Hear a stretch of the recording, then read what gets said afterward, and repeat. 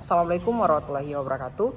Nama saya Muhammad Febrian Ruslan dengan NIM A121-21073. Tujuan saya membuat video ini adalah untuk memenuhi tugas ujian tengah semester mata kuliah kajian lingkungan hidup.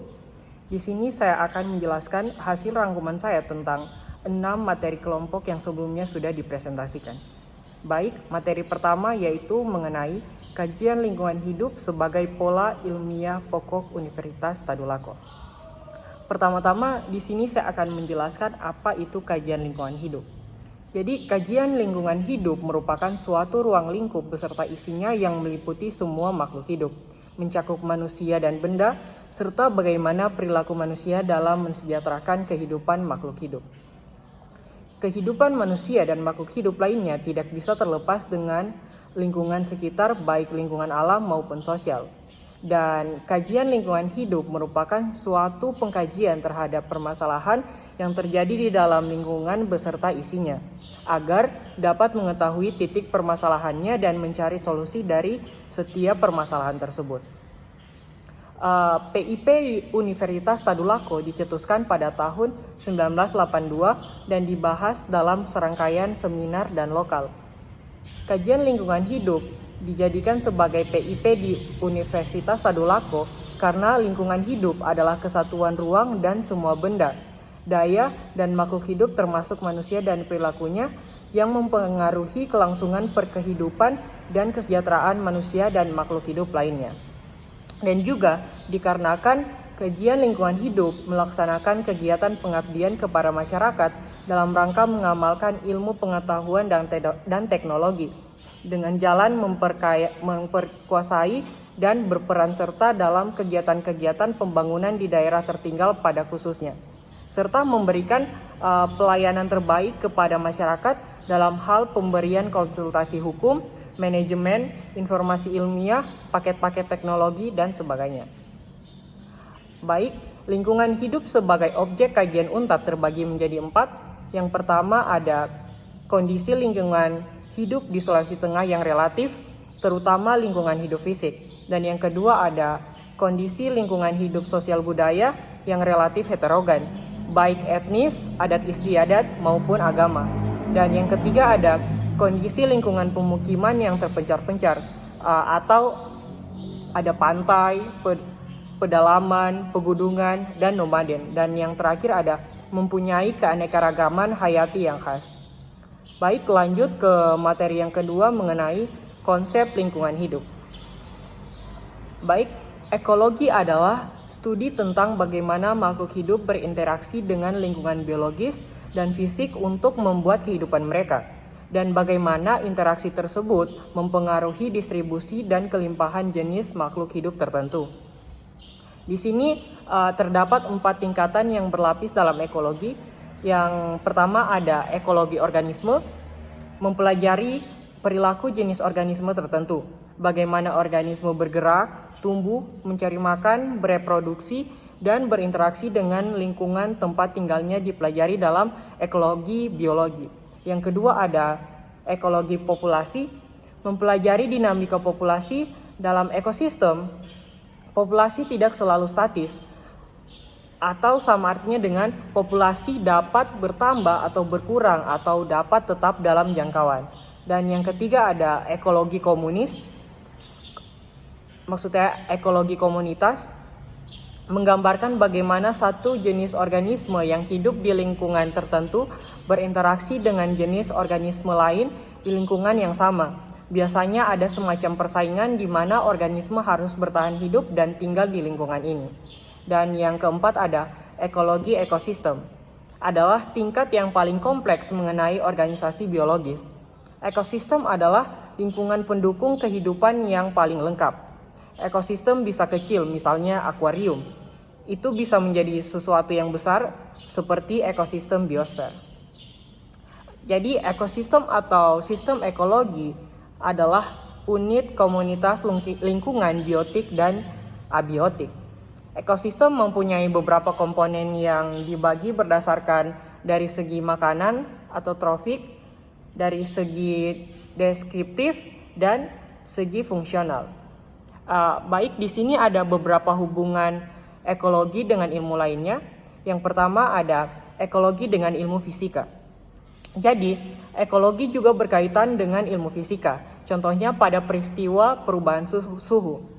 Tentunya ini akan memiliki dampak pada makhluk hidup di lingkungan tersebut, seperti rusaknya terumbu karang yang dikarenakan oleh pemanasan global yang membuat suhu dan keasaman air laut meningkat. Dan yang kedua ada ekologi dengan ilmu ekonomi. Terdapat kesamaan pengertian antara ekonomi dan ekologi. Jika ekonomi menjelaskan bagaimana manusia membuat kehidupan, ekologi menjelaskan bagaimana binatang dan makhluk hidup membuat kehidupan. Dan yang ketiga ada ekologi dengan ilmu antropologi. Kedua ilmu ini memiliki hubungan yang erat, karena antropologi menjelaskan bagaimana tubuh dan pikiran dipengaruhi oleh lingkungan, sedangkan ekologi menjelaskan tentang bagaimana lingkungan dipengaruhi oleh tubuh dan pikiran. Yang keempat ada ekologi dengan ilmu bumi dan antariksa. Jadi, aspek-aspek atau bahasan yang terdapat pada ekologi juga dibahas pada ilmu bumi dan antariksa. Hal tersebut jelas memperlihatkan hubungan antara kedua ilmu tersebut. Misalnya berbagai proses yang dipengaruhi peristiwa-peristiwa siang dan malam, musim kemarau dan musim hujan, gravitasi, endapan aluvial, vulkanik, erosi, dan lain-lain. Yang kelima, ada ekologi dengan ilmu psikologi. Salah satu cabang ilmu psikologi yaitu psikologi lingkungan memiliki keterkaitan dengan ekologi. Psikologi lingkungan mempelajari perilaku manusia berdasarkan apa yang terjadi terhadap lingkungannya. Yang keenam ada ilmu ekonomi berperan karena dalam ilmu kimia berperan karena dalam ekologi proses kimia seperti dalam unsur-unsur C, N, CO2 yang merupakan bagian penting dalam beberapa reaksi kimia. Dan yang terakhir ada ekologi ekosistem dan ekosfer. Pengertian yang lebih luas, ekologi adalah ilmu yang mempelajari biosfer dan komponen-komponennya. Biosfer adalah lapisan semu yang membalut bumi yang mencakup bagian bumi yang disebut hidrosfer atau perairan, litosfer atau daratan, dan atmosfer udara. Seperti diketahui, lingkungan fisik biasa disebut lingkungan abiotik, dan organisme lain yang berhubungan langsung maupun tak langsung disebut dengan lingkungan biotik. Baik, lanjut ke materi ketiga, yaitu mengenai tentang konsep dasar lingkungan hidup. Penggunaan istilah lingkungan seringkali digunakan secara bergantian dengan istilah lingkungan hidup. Kedua istilah tersebut meskipun secara harfiah dapat dibedakan, tetapi pada umumnya digunakan dengan makna yang sama, yaitu lingkungan dalam pengertian yang luas yang meliputi lingkungan fisik, kimia, maupun biologi.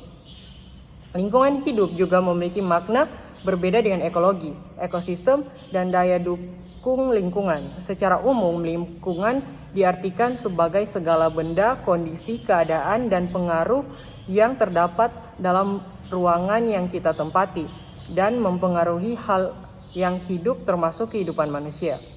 Batas ruang lingkungan menurut pengertian ini bisa sangat luas, namun praktisnya dibatasi ruang lingkungan dengan faktor-faktor yang dapat dijangkau oleh manusia seperti faktor alam, faktor politik, faktor ekonomi, faktor sosial, dan lain-lain.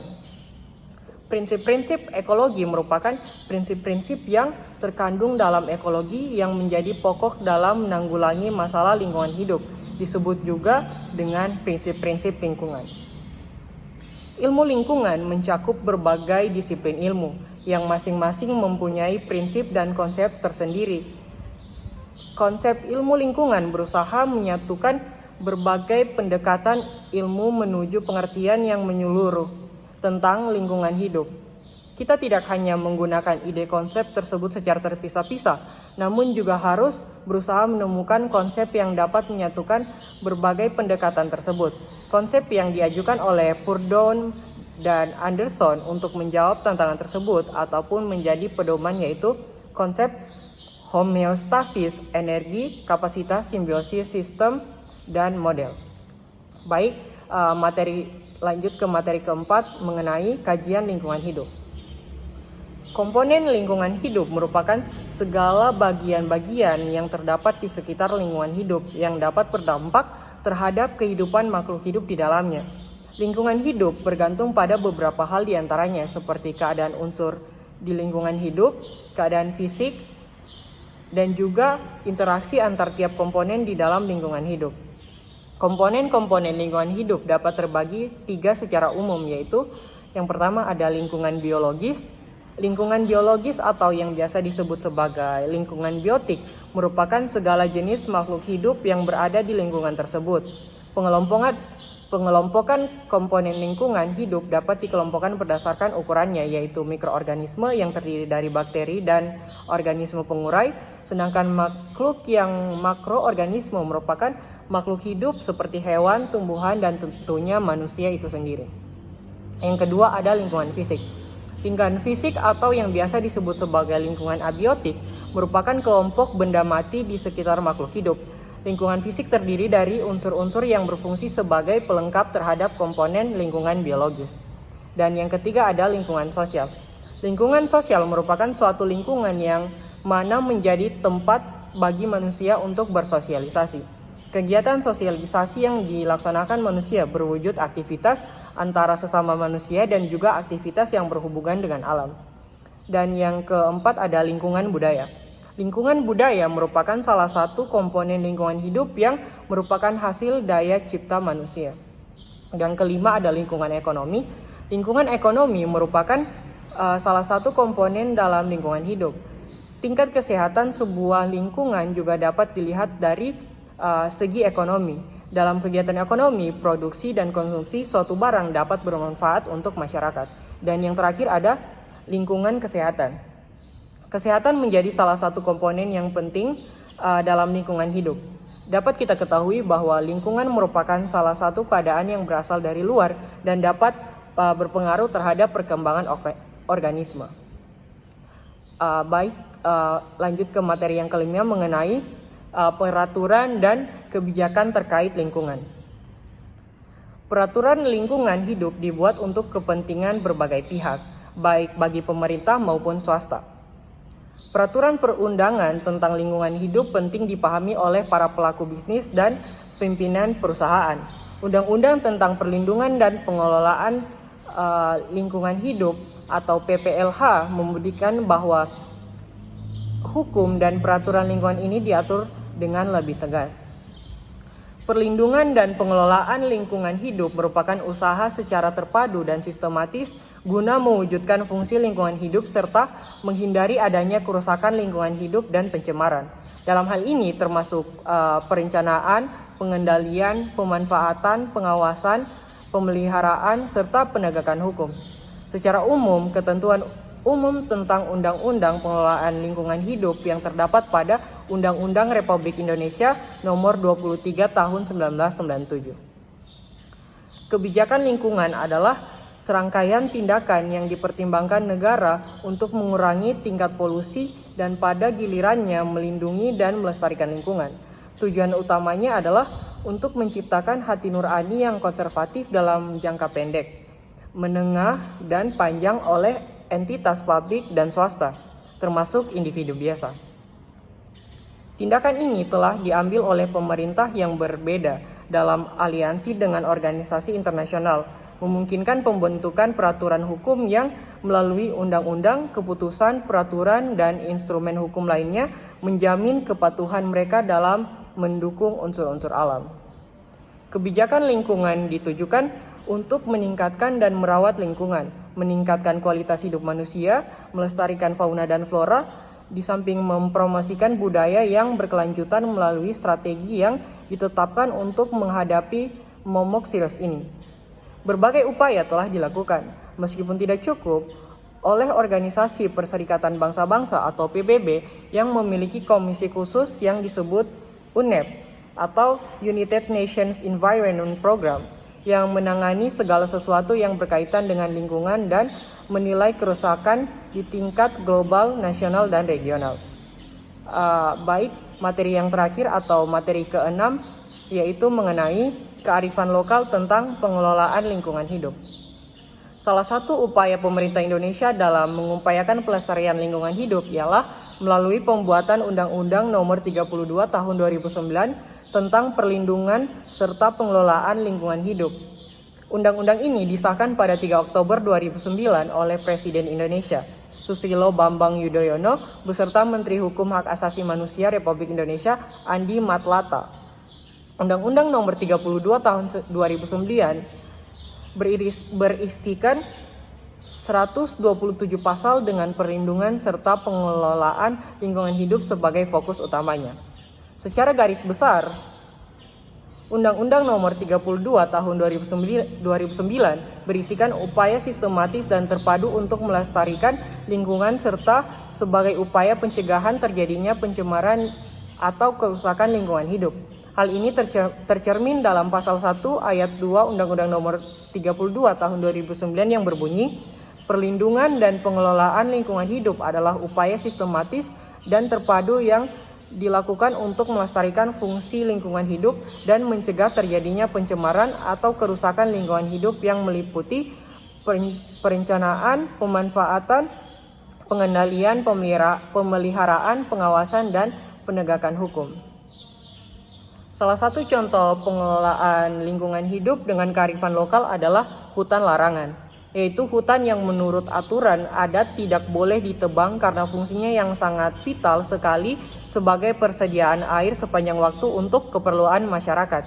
Selain itu, kayu yang tumbuh di hutan juga dipandang sebagai perisai untuk melindungi segenap masyarakat yang bermukim di sekitar hutan dari bahaya tanah longsor. Apabila terdapat di antara warga yang akan membuat rumah yang membutuhkan kayu, maka harus meminta izin terlebih dahulu kepada aparat atau ketua adat melalui para pemangku adat untuk menebang kayu yang dibutuhkan dengan peralatan kapak dan gergaji tangan.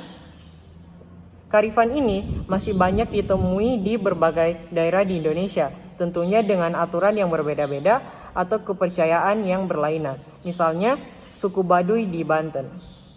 Baik, sekian penjelasan dari saya. Saya memohon maaf jika masih banyak kesalahan. Wabillahi taufiq wal hidayah. Wassalamualaikum warahmatullahi wabarakatuh.